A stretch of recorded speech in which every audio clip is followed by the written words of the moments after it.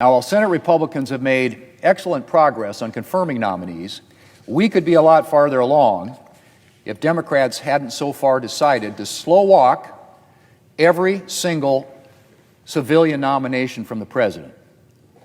I don't need to tell anyone here that it's usual for presidents to get a percentage of their nominees confirmed quickly here in the Senate by either unanimous consent or voice vote. That's been the practice for decades. By this point in his presidency, Joe Biden had had 121 civilian nominees confirmed, and 49 of them had been confirmed by voice vote or unanimous consent. 49, or a full 40%. Mr. President, you want to know how many civilian nominees President Trump has had confirmed by unanimous consent or voice vote? None. Zero. 0%.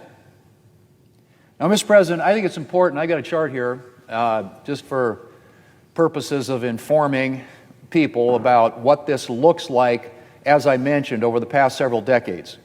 If you start with President H.W. Bush, 41, 98% of his nominees to positions in the federal government were confirmed by either unanimous consent or voice vote. In other words, basically the recognition was that these are people who need to be in these positions, these are important jobs that need to be filled in our government so people can carry out the responsibilities and duties on behalf of our country.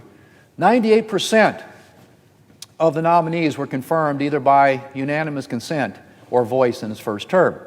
So let's go back to a Democrat president, Bill Clinton. Same thing, Mr. President. 98% of President Bill Clinton's nominees were confirmed either by unanimous consent or by voice vote. In other words, both sides agreeing in a bipartisan way that it's important to have positions in our government filled. So that's Bill Clinton, Democrat president. Then we had George W. Bush, 43. 90% of his nominees were confirmed either by voice or unanimous consent. 90%. Then you get another Democrat president, Barack Obama. 90% of his nominees were confirmed either by voice or unanimous consent. 90%. Meaning that pretty much everybody here on both sides of the aisle recognized that there are important positions in our government that need to be filled, most of which, or at least many of which, like they are today, are bipartisan when they come out of the committee.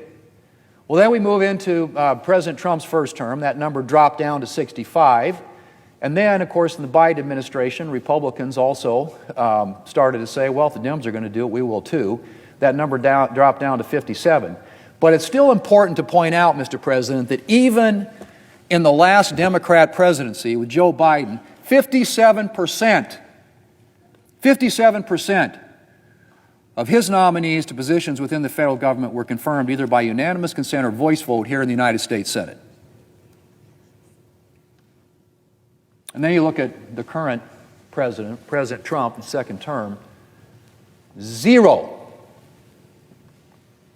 This isn't sustainable. We can't keep on this track, Mr. President. This has got to change. And it will change. Either the Democrats are going to play ball or we're going to figure out a way to change it. But we can't have a federal government. By the way, there are 1,100 executive branch nominations, which in my view is way too many to start with, that have to come through the Senate for confirmation. 1,100 of them, many of whom at this rate aren't going to get in their jobs before President Trump leaves office. You just can't do this. This isn't a sustainable practice. So something's going to give.